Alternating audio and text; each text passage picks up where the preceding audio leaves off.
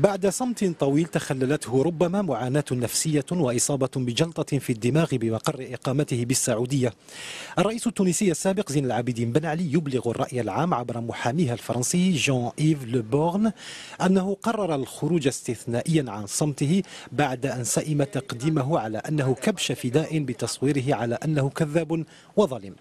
الرئيس التونسي الذي يقيم في جدة منذ فراره في 14 يناير وصف عمليات التفتيش في مكاتبه الرسمية والخاصة بأنها تحرك يستهدف المساس بشخصه، وقال عن المحاكمة التي يجري الإعداد لها ضده إنها مسرحية الغرض منها تحقيق قطيعة رمزية مع الماضي، ودون ما التطرق إلى التهم المنسوبة إليه أو إلى أفراد عائلته خصوصا زوجته ليلى الطرابلسي. قال الرئيس التونسي السابق لمحاميه: لا أملك أي عقارات أو ودائع في بنوك ومصارف فرنسية ولا في أي بلد أجنبي آخر.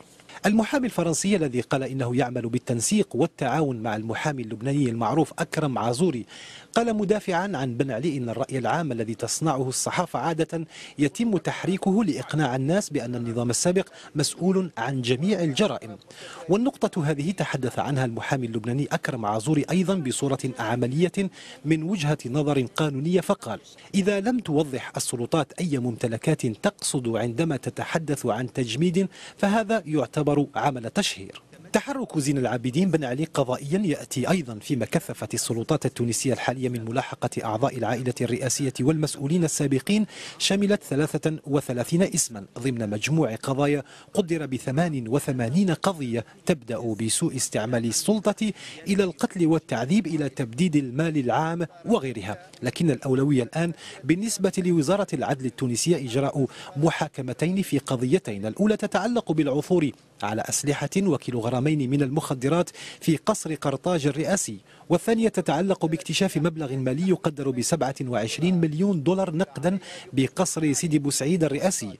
القضاء التونسي سيوجه التهم إلى الزوج الرئاسي زين العابدين وليلى بن علي، بينما أشار المحامي اللبناني أنه معني فقط بالدفاع عن زين العابدين ولا أحد غيره، وهي ربما إشارة إلى احتمال حدوث شرخ داخل عائلة الرئيس التونسي منذ إزاحته من الحكم وفراره إلى مدينة جدة السعودية. فالكثير من المصادر لم تؤكد وجود ليلى بن علي إلى جانب زوجها في مقر إقامته، وذهبت مصادر أخرى إلى القول بأنها لاجئة في بلد ما. يبقى عنصر أخير وهو كيفية إجراء محاكمة الرئيس التونسي. هل سيكون الوقت كافيا بالنسبة لمحاميه؟ هل تتوفر لديهم الحماية في حال نقلهم إلى تونس؟ وما مدى شرعية أحكام قد تصدر عن سلطة انتقالية تونسية غير منتخبة؟ وتنضم إلينا من بيروت الخبيرة في القانون الجنائي الدولي الدكتورة حنان فايز الخوري، ومن تونس أستاذ القانون منذر بالحاج علية. أهلا بكما معنا في اليوم على الحرة. وأبدأ معك أستاذ منذر، كيف تصف خروج بن علي عن صمته وما هي الخطوة القانونية القادمة؟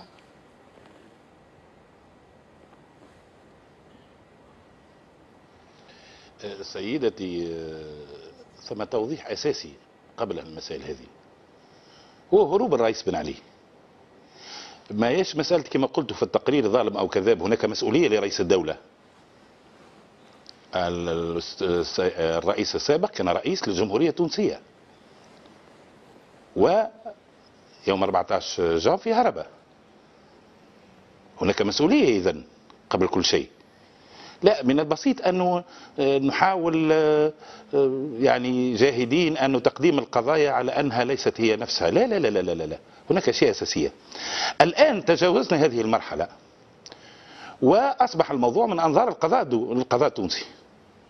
والقضاء التونسي فيه قواعد وفيه قوانين، ككل دولة تحترم نفسها، وفيه إجراءات. هناك قضايا جارية الآن وهناك قضايا أخرى مناط تحقيق، وهذا عادي جدا. من حق الشعب التونسي أن يطالب بمحاسبة مسؤوليه السابقين.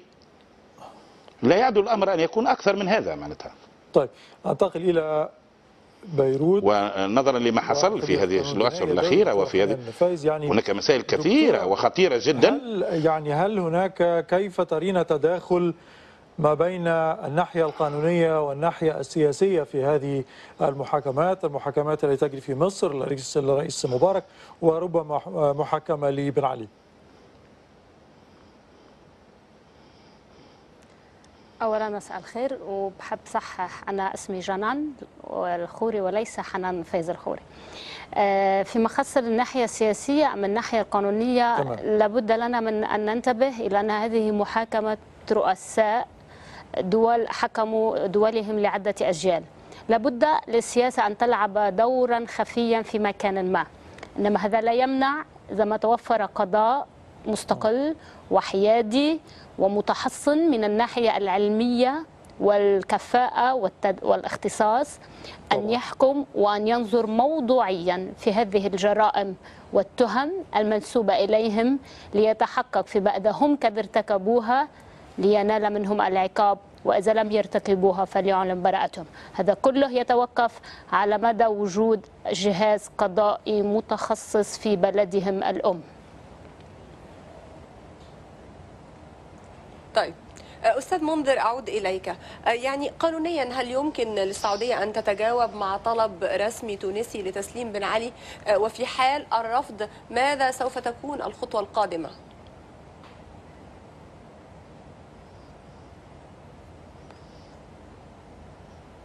أولا سيدتي، المملكة العربية السعودية هي دولة شقيقة ولا تربطنا بها أخوة فحسب، وإنما تربطنا بها أخوة ومحبة ومودة، وأواصر الأخوة هذه توطدت بيننا وبين المملكة العربية السعودية في تاريخ تونس المستقل على الأقل، أو حتى قبل الاستقلال، قبيل الاستقلال التونسي، بحيث أن العلاقة بيننا وبين المملكة العربية السعودية لا أفهم كيف لا تجيز التفاهم حول أي ملف من الملفات العالقة بين البلدين. لا يعني، وهناك إجراءات طبعا، هذا الجانب السياسي، أما هناك الجانب الإجرائي، الجانب القانوني صرف.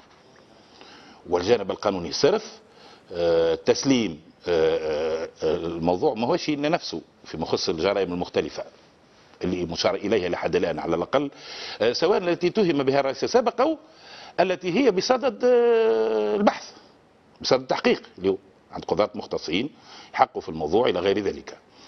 في حالات ثم إجراءات تسليم عادية، وفي لو يوصل القضاء إلى تكييف بعض مثلا أعمال القتل أو الأمر بإطلاق النار والقتل الجماعي إلى غير ذلك بأنها جريمة ضد الإنسانية، أظن أن هناك قاعدة في القانون الدولي العرفي الجنائي، القانون الدولي العام الجنائي العرفي، هي أنه تسلم أو تحاكم. لكن لا تستطيع المملكة إجرائيا لو وقع تكييف الأعمال هذه أنها جريمة ضد الإنسانية أن ترفض التسليم وترفض المحاكمة. طبعا هناك إجراءات قانونية منصوص عليها في معروفة وإلى غير ذلك بين الدولتين، وستقع هذه الإجراءات، وبعضها بادرت السلطات المعنية عنا في بلادنا بها، وسيتواصل التحقيق، وكلما اكتمل التحقيق في موضوع ما إلا وتصرفت السلطات المعنية في هذا الموضوع. ما نتصورش أن هناك إشكال يعني كما يقدم لنا الآن، لا بالعكس. واحنا علاقتنا مع المملكة نتصور علاقة بلادي مع بلادنا مع المملكة ما هي في رأيك يعني ما نتصورش أنه هناك خلاف في جوهري حول هذا الموضوع. محاكمة بن علي ومحاكمة مبارك في رأيك؟ بالطبع ما بين المحاكمتين بعض أوجه لكل بلد شؤونه سيدي وبعض أوجه الاختلاف، ولكل أهم أوجه الاختلاف بين محاكمة الرئيسين أن محاكمة الرئيس